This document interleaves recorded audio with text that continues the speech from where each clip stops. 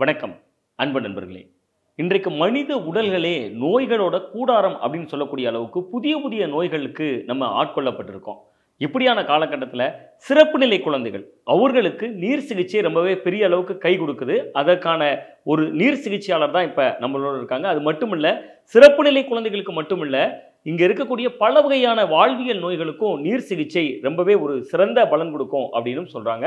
Daniel Rajasundaram மருத்துவர், myopathy மருத்துவமனையினுடைய physiotherapy மருத்துவர். அது மட்டும் இல்லாமல் இந்திய பிசியோதெரபி அசோசியேஷனோட சமூக நீதி மற்றும் நலம் அமைப்பின் தலைவராகவும் இருக்கக்கூடிய டேனியல் ராஜசுந்தரம் நம்மோடு இருக்கிறார். பேசலாம். வணக்கம் சார்.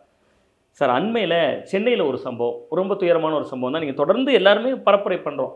சிறப்பு நிலை குழந்தைகளுக்கு நீச்சல் பயிற்சி எடுத்துக்கிறது, நீர் சிகிச்சை எடுத்துக்கிறது ரொம்ப அவசியமானதுங்கிறோம். ஆனால் சென்னையில் ஒரு சிறப்பு நிலை குழந்தை அதில் அண்மையில் உயிரிழந்திருந்தாங்க. அது என்ன வகையான தவறுகள் நடந்திருக்க வாய்ப்பு இருக்குது? இல்லை, அதை பொதுவாக ஒரு சிகிச்சையாளராக அது ஒரு விபத்து அப்படின்னு நம்ம பார்த்தாலும் அதில் ஏதாவது அஜாக்கிரதை நடந்திருக்கலாமா, இல்லை அந்த சிகிச்சை கொடுப்பவருக்கு அல்லது அந்த பயிற்சி கொடுப்பவருக்கு இந்த குழந்தைகளோட தன்மை தெரிஞ்சிருக்குமா அப்படிங்கிறது மட்டும்தான் நமக்கு சந்தேகமாக இருக்குது. நிகழ்விடத்தில் நம்ம இல்லாத காரணத்தினால நம்ம அதில் சந்தேகம் இருக்குது. அம்மா பார்த்துருக்குறாங்க, அதுக்கப்புறம் இன்ஃபார்ம் பண்ணியிருக்கிறாங்க.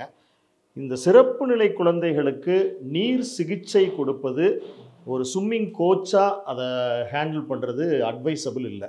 இப்போது பேசிக்காக ஒரு ஃபிசியோதெரப்பி டிகிரி ஹோல்ட் பண்ணியிருக்கிறவங்க, ஒரு bachelor of occupational therapy hold பண்ணியிருக்கிறவங்க அந்த நீர் சிகிச்சை அவங்களுடைய சப்ஜெக்ட்லேயே படிக்கிறாங்க. அவங்க அதில் எப்படி ஹேண்டில் பண்ணணும், அந்த நீர்னால் என்ன பெனிஃபிட் இருக்குது அப்படின்னு தெரியும், என்ன டேஞ்சர்ஸ் அப்படின்றதும் அவங்களுக்கு தெரியும். அப்போ சிறப்பு நிலை குழந்தைகளை நம்ம ட்ரீட் பண்ணுறப்ப அதை எப்படி ஹேண்டில் பண்ணணும், கூட யார் இருக்கணும் அப்படின்றது முக்கியமாக இருக்குது. நீர் சிகிச்சையாளர் இருந்தாங்க அப்படின்னா அப்போது அவங்கள ஹேண்டில் பண்ணுறது எப்படி இருக்குன்னு தெரியும்.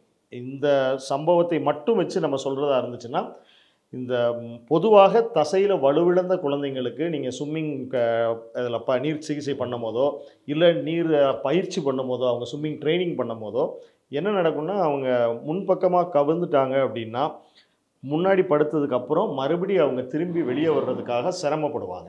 அப்போ நீங்கள் சப்போர்ட் பண்ணால் தான் அந்த குழந்தைங்க வர முடியும். கையில் ஏதாவது கம்பி பிடிச்சா கூட ஹிப் மசில் பேலன்ஸ் இல்லாமல் போகிறதுனால அந்த குழந்தை தலை நிமிர முடியாது. மேபி அந்த பயிற்சியாளரோ வெளியே இருக்கிறவங்களோ அந்த குழந்தை ஏதோ ஸ்விம்மிங் பண்ணிகிட்டு இருக்குது, ட்ரை பண்ணிகிட்டு இருக்குன்னு அப்படி தெரிஞ்சிருக்கு, கட்டாயமாக தெரிஞ்சிருக்கு. எல்லா குழந்தையும் குப்புறப்படுத்து ஸ்விம் பண்ணுறாங்கன்ற மாதிரி ஒரு ஈஸியாக அவங்க எடுத்துருந்துருக்கலாம். நம்ம குழந்தை 2-3 தடவை தண்ணியை குடித்ததுக்கப்புறம் அது இவ்வளவு இஷ்யூ ஆகியிருக்க சம்பவத்தில் காரணமாக இருக்கணும். சரி, இப்போ நீச்சல் பயிற்சி, நீர் சிகிச்சை நாங்கள் எப்படி வித்தியாசம் தெரிஞ்சுக்கிறது சார்?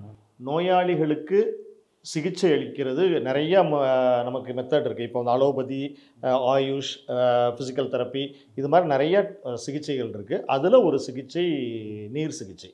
நீர் சிகிச்சைக்கு இதில் ஸ்விம்மிங் பூல் ட்ரைனிங்க்கும் இல்லை நீச்சல் பயிற்சிக்கும் பெரிய தொடர்பு இல்லை. ஆனால் நம்ம என்ன பண்ணுறோம் அப்படின்னா, அந்த சிறப்பு குழந்தைகளுக்கு நம்ம ட்ரீட்மெண்ட்டும் பண்ணுறோம். அதில் எலிஜிபிளாக இருக்கக்கூடிய குழந்தைங்களுக்கு நீச்சல் பயிற்சி கொடுக்குறோம். எலிஜிபிள் அப்படின்னு நம்ம சொல்கிறோம்ல சார், அப்போ எல்லாருமே நமக்கு நீர் சிகிச்சை தேவைப்படாதா? எல்லாத்துக்கும் நோய்களை பொறுத்த வரைக்கும் இன்றைக்கி இருக்கிற சூழ்நிலையில் நீங்கள் டிசபிலிட்டின்னு மட்டும் ஒரு கேட்டகரைஸ் பண்ணி விட்டுறாமல், ஒரு ஃப்ராக்சர் ஹீலிங்கு, இந்த ஃப்ராக்சர் ஹீலிங் அப்படின்னா நம்ம கால் ஒடிஞ்சிருச்சு, நான் ஒரு சர்ஜரி பண்ணிட்டேன், நான் உள்ள நெயிலிங் ஃபிக்ஸ் பண்ணியிருக்கிறாங்க. அப்போது அந்த நெயில் ஃபிக்ஸ் பண்ணதுக்கப்புறம் போனோட க்ரோத் எப்போ நல்லா இருக்கும் அப்படின்னா, அந்த அவங்க வெயிட்டை பியர் பண்ணும் போது, அது ஒன்றோட ஒன்று அமுங்கும் போது, ஜாயின் பண்ணும் போது அந்த கால்சிஃபிகேஷன் நல்லாயிருக்கும். வெயிட் பியரிங் வெளியே எடுத்த உடனே கொடுக்க முடியாது. அப்போது அவங்களுக்கு அந்த சர்ஜரி ஊண்டு ஆறுனதுக்கு உடனே நம்ம நீர் சிகிச்சை கொடுக்கலாம். தண்ணிக்குள்ளே partial weight bearing, full weight bearing, sit to stand இது கொடுக்க ஆரம்பித்தா ஃப்ராக்சர் ஹீலிங்கும் நல்லாயிருக்கும். ரெண்டாவது, நம்மளுடைய எலும்புகளில் இருந்து தான் நம்ம தசையே வளருது. அப்போ அந்த எலும்பு வலுவாக தசையும் வலுவாகும். முக்கியமாக ஸ்ட்ரோக் பேஷண்ட்டுக்கு இன்றைக்கி பெரிய அளவில் வெளிநாடுகளில் இதில் ஒரு சந்தேகம் கேட்க வேண்டியிருக்கு சார். ஒரு ஸ்ட்ரோக் பேஷண்ட் மாதிரியாக இருக்கிறவங்களுக்கு நீச்சல் தெரியாதுன்னு வச்சுங்களேன், நீர் சிகிச்சை நீச்சல் தெரியாட்டாலும் எடுக்கலாமா? இது என்னன்னா, இதில் பயங்கரமான கான்ஃப்ளிக்டான கொஸ்டின். ஒருத்தருக்கு உடம்பு முடியாமல் போயிட்டாரு, அப்போ அவருக்கு நீச்சல் தெரிஞ்சு தான் ஆகணுமா அப்படின்ற ஒரு கொஸ்டின் இருக்குது. இப்போ என்னென்னா, வாட்டர் சர்வைவல்னு ஒன்று இருக்குது. அந்த வாட்டர் சர்வைவல் கட்டாயமாக நம்ம வந்து அவங்க குழந்தைங்களுக்கோ இல்லை அந்த நோயாளிகளுக்கோ நம்ம சொல்லி கொடுக்கணும். அப்போ தான் அந்த குழந்தை முன்பக்கமாக விழுந்துருச்சுன்னா நான் எப்படி அந்த குழந்தை எந்திக்கும் அப்படின்னு தெரியணும். எங்கள் ஹாஸ்பிட்டலை பொறுத்த வரைக்கும் நாங்கள் ஒரு 90% குழந்தைகளுக்கு நீச்சல் பயிற்சியும் கொடுத்துட்றோம். அப்போ அந்த குழந்தைங்க சர்வே பண்ணுறதுக்கும் நல்லா இருக்குது. ரெண்டாவது அது கார்டியாக் லங் ஃபங்க்ஷனையும் டெவலப் பண்ணுது. ஆனால் பொதுவாக நீர் சிகிச்சைன்னு நம்ம எடுத்துக்கிட்டோம் அப்படின்னா அதுக்கு எனக்கு நீச்சல் தெரிஞ்சாதான் நான் நீர் சிகிச்சைக்கு போகணும் அப்படின்ற அவசியம் இல்லை. அப்படி நீச்சல் தெரியாதவங்க நீர் சிகிச்சைக்கு போகிறாங்க அப்படின்னா அக்வாட்டிக் தெரப்பி செஷனுக்குள்ளே வர்றாங்கன்னா அது 1-to-1 இருக்கணும்.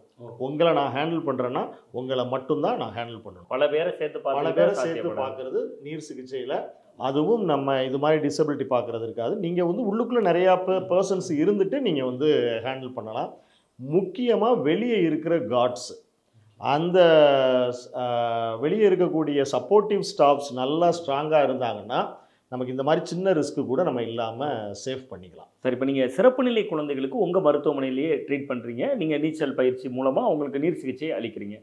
அதை தாண்டி என்ன வகையான வாழ்வியல் நோய் இருக்கிறவங்கலாம் இந்த நீர் சிகிச்சை எடுத்துக்கலாம் சார்? அதாவது இப்போ ஒருத்தருக்கு ஏரோபிக் எக்ஸசைஸ் தேவைப்படுது, ஒரு மூச்சு பயிற்சி தேவைப்படுது. இப்போ எல்லாத்துக்கும் இப்போ நம்ம பொதுவாக இந்த தொற்றா நோய்கள் அப்படின்னு சொல்கிறோம், நான் கம்யூனிகபிள் டிசீஸ்னு.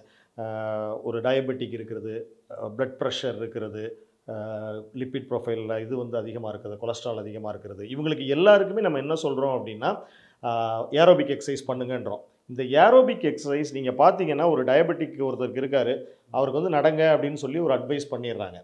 இந்த நடக்கிறவங்க மசிலை ஸ்ட்ரென்தன் பண்ணுறது இல்லை, வெறுமனே நடக்க ஆரம்பிச்சிடுறாங்க. ஃபுட்வேரில் கான்சன்ட்ரேட் பண்ணுறது இல்லை. அப்போ அவங்க நடந்துட்டு இருக்கும்போது ஒரு ஸ்டேஜில் ஏதாவது ஒரு ஜாயின்ட் பெயின் வந்து அவங்க அந்த நடக்கிறது நின்றுது, மறுபடியும் அவங்களுக்கு அந்த டயபெட்டிக்கோட காம்ப்ளிகேஷன்ஸ் அதிகமாகிடுது. இந்த காம்ப்ளிகேஷன் ரிஸ்க்கை நீங்கள் வந்து ஓவர்லாப் பண்ணிடலாம் நீர் சிகிச்சையில். உங்களுக்கு சேஃப்டியாக இருக்கும், உங்களுக்கு ஜாயிண்டில் பெரிய ஸ்ட்ரெஸ் இருக்காது, நீங்கள் உங்களுக்கு தேவையான அளவுக்கு. நீர் சிகிச்சை நமக்கு என்ன நன்மைகளை உடலுக்குள்ளே கொண்டு போய் செய்யுது சார்? நீங்கள் இப்போ நம்ம நடக்கிறோம், எனக்கு தெரியுது, என்னோட ஆற்றல் செலவழியுது, அதில் என்னோட கலோரிஸ் குறையுது, சுகர் கண்ட்ரோல் ஆகுது. அதே தான். அப்போ நீர் சிகிச்சையில் நீங்கள் சொல்லக்கூடிய இந்த ஃபேக்டர்ஸ் எல்லாமே நடக்குது சேஃப்டியான ஜோனில். ஸோ நீங்கள் வெளியே ஒரு ரன்னிங் போகிறீங்க அப்படின்னா நீங்கள் கீழே விழுந்துறதுக்கான வாய்ப்பு இருக்குது.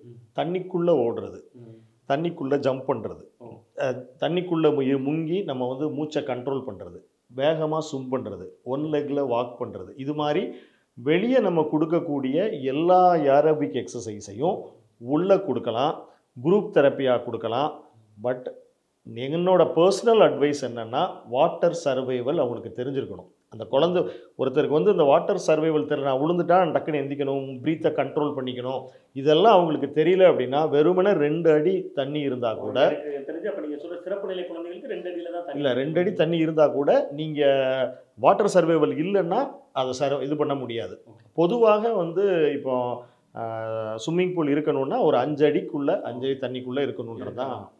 சரி, இப்போ வந்து பொதுவாக இன்னொரு வகையான, இப்போ எந்த பார்த்தாலுமே ஒரு நோய் இருக்குது, ஒரு மருந்து இருக்குன்னா அதுக்கு இன்னொரு பக்க விளைவும் இல்லாமல் இருக்காது. அண்மையில் சமீப காலமாக கேரளாவில் ரொம்ப வேகமாக மூளையை தின்னக்கூடிய அமீபா அப்படிங்கக்கூடிய ஒரு நோய் பரவிட்டு இருக்கு.